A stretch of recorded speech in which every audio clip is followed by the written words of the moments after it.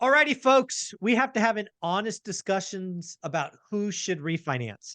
There's a lot of stuff I've seen recently about, hey, rates are going down, you should refi. Let's not forget a couple of things. When you refi, just if you talk refi to purchase, the interest rate typically is higher, right? You can get a lower rate on a purchase than you can a refi. Also, when you're doing a refi, sometimes you got to realize you may not have the equity. So there are some considerations there. But realize that FHA, VA actually have programs that I'll call streamline, for lack of a better word. So there's lots and lots of things to consider. Do you have a DSCR loan? Do you have a private money loan that you need, hard money loan you need to get out of? I think with rates coming down, it is time to ask yourself, should I refi? Should I wait? Matt, the mortgage guy, you're here to talk about refis. Lots going on in mortgage, man. Refis are up like 30% year on year. They're up, and unfortunately, like I've said here many times, some of them probably shouldn't have been Yeah. originated, but this is a very common question. Should I refinance? Should I wait? Is it worth it?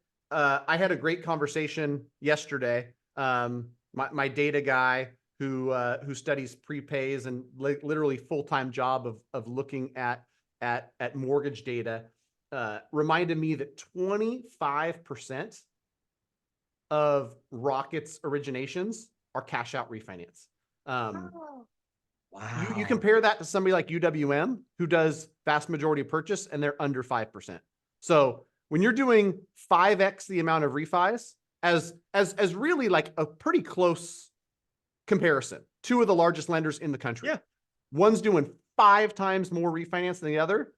That is intentional. That is Oh, call center. that That is is call center. That is stories. That is, hey, take your 18 or 20% credit card debt, put it on your house. That is some bad math for some people. 100%. And so here's, if you're a consumer, understand that there are salespeople that get paid based on a sale. When you go, here's the numbers, Mike, for originations: 3.5 trillion in 2021, 1.7 trillion in 22, 1 trillion in 23. Hmm. So you take a bunch of salespeople that had 3.5 trillion Mm. in, commission sales and lower that number to 1 trillion. You think there's going to be some desperation? You think there's going to be some people out there being like, you know what? Maybe they should refinance out of this 3%. Maybe they should go to 7.75. They can tie in some credit card debt. That's your warning story, to just not heed the advice of a 26-year-old who's in a call center in Michigan. Now, on to the people that might have a scenario that's worthy of refinancing. You want a loan originator who can explain to you a break-even analysis. And so I got this question a lot, Mike, because there's going to be some people as we trend down that say, it seems like it makes sense, but do I do it now or do I wait 9 months? Right. Same conversations that I had in 2019. And for some people, it's going to make sense to refinance when you say, listen, this thing's going to break even in 9 months. It's going to pay for itself. You're going to save $450 a month. If rates go down another 1%, you can refinance again, and it already paid itself back. So you're Right. not going to be worried about, did I spend money and pay for the title fees and processing when I could have just waited, right? Because you'll save $450 a month for 10 months. It cost you $3,600, but you saved $4,500. Right. And so that's one thing to look at. The reality is, the larger the loan amount, the less rate relief you need for a refinance to make sense. If Right. you owe $112,000, it's going to take a lot. It's going to take your rate going from 8% to 6% Yes. for it to make sense and have any sort of break even. And so, I made a video on this. If you're not subscribed to Matt the Mortgage Guy on YouTube, look at the video I made where I talked about this. And I gave an example where you save $200 a month. There's $3,800 in fees. Don't let anyone tell you that refinances are free. The fees are in there somewhere. They're somewhere. Yeah. 3,800 divided by 200, it's a 19-month break even. You've got to look at that. How long am I going to be in this house? Do I do this now? I've got loan originators, honestly, Mike, that come to me and they say, this person's got a 7%. I can get them 6.49, but it's going to cost 3/4 of a point because of their credit score. And I look at that stuff and I said, there's not a deal there. That doesn't make sense. There's no there. Yeah. Right. Yeah. Don't refinance someone to save them $200 a month, even if the client thinks it feels good. If it costs $7,700 to do it, it doesn't feel good enough to justify the cost.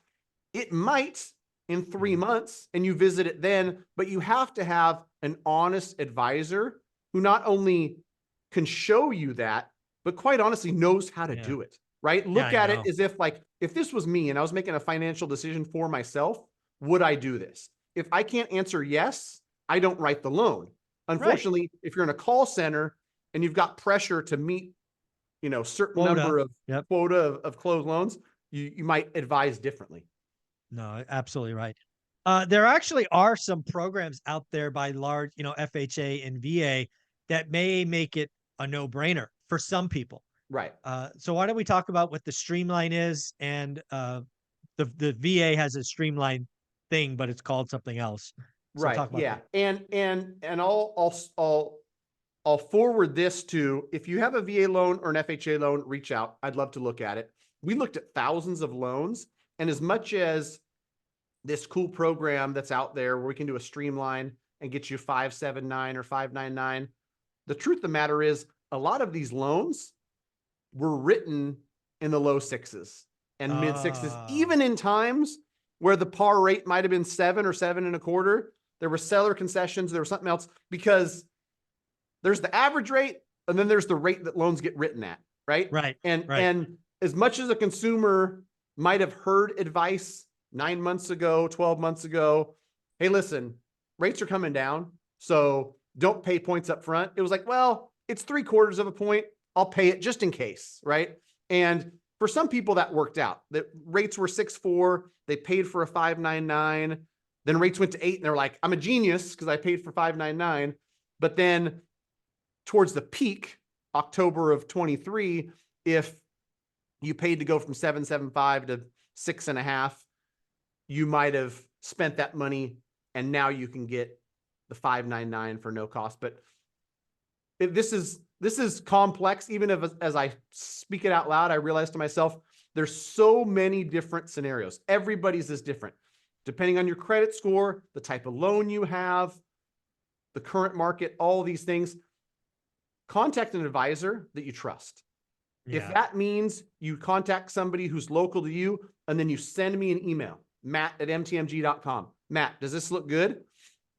Generally speaking, I'm giving people permission. That looks good. If I can't blow it out of the water, I'm not the person to come in and, undercut someone by $150.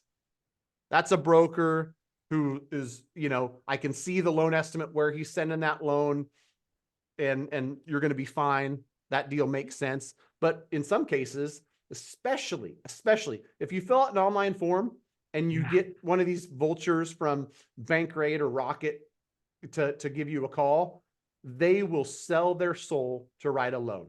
Know that. So it'll be be careful. That's our advice to you. Yeah. Folks, at the end of the day, Matt, the mortgage guy, comes back here every week. He's been helping people for years now on the channel. It doesn't hurt to get a second opinion. Doesn't hurt to ask questions. Matt, if somebody wanted to start this process with you, where do they go? They can go to greatmortgagebroker.com. Me and the team are happy to help. If you just want a quick review, I've got to set something up where it's just a review. For now, just send me an email, matt@mtmg.com. I'll sort through it. And if for some reason something gets lost or I don't get back to you, I apologize in advance, but matt@mtmg.com or greatmortgagebroker.com for sure. We're going to get back to you. Awesome, buddy. I appreciate you. Have a great week. All right. Thanks, Mike.